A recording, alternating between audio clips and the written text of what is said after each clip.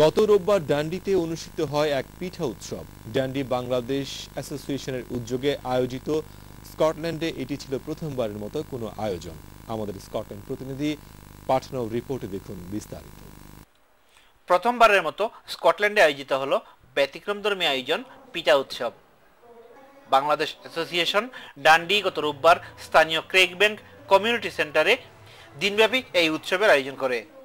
আয়োজকরা জানান, বাংলার লোকজ ঐতিহ্যকে তুলে ধরাই তাদের মূল উদ্দেশ্য।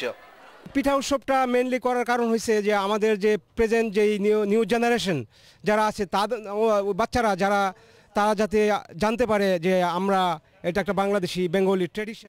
আমরা প্রথম করলাম ডান্ডিতে পিঠা পার্টি, তো আগামী দিনে ইনশাল্লাহ আরো ভালো করব। অনুষ্ঠানে প্রদর্শন করা হয় নানা স্বাদের বাহারি রঙের পিঠা। এর মাধ্যমে প্রবাসে বেড়ে ওঠা নতুন প্রজন্ম জানতে পারলো গ্রাম বাংলার ঐতিহ্যবাহী খাবার। Oh yes, you like it very much, very enjoyable, very good. Yeah. ভালো লাগছে, আজকে পিঠা পার্টি অনেক কিছু শিখছি এখান থেকে and we enjoyed, isn't it? Very nice food, enjoy. We had a really good time today and we learned stuff about our culture, so it's really good. দূর দূরান্ত থেকে পরিবার পরিজন নিয়ে অনেকেই যোগ দেন উৎসবে।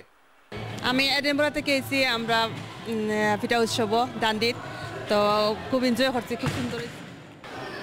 আমি আসছি সুইডেন থেকে, খুব ভালো লাগছে আমার এই অনুষ্ঠান। হ্যাঁ ভাই, আমরা অনেকদিন পরে পিঠা খেলাম, মনে হচ্ছে এখন বাংলাদেশে বসে আমরা পিঠা খাচ্ছি। একটা অনুষ্ঠান হলে সবার লাগে দেখা হয়, আনন্দ লাগে, বাচ্চারাও খুশি করে। এখানে আমরা যে আমাদের কালচারে থেকে বেরিয়ে আসি নাই, এটা কিন্তু একটা প্রমাণ। আগতরা একে একে নানা জাতের দেশি পিঠার স্বাদ উপভোগ করেন।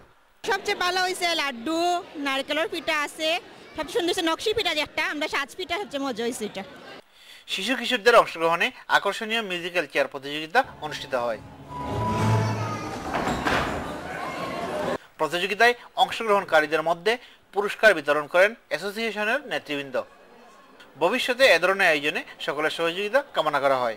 সবাই সহযোগিতা করলে আমাদের এই বাংলাদেশ অ্যাসোসিয়েশনের এরকম পিঠা উৎসব আরও জোরদার হবে এবং আরও ভালো হবে। Mizanur Rahman, channel S news, Dundee, Scotland.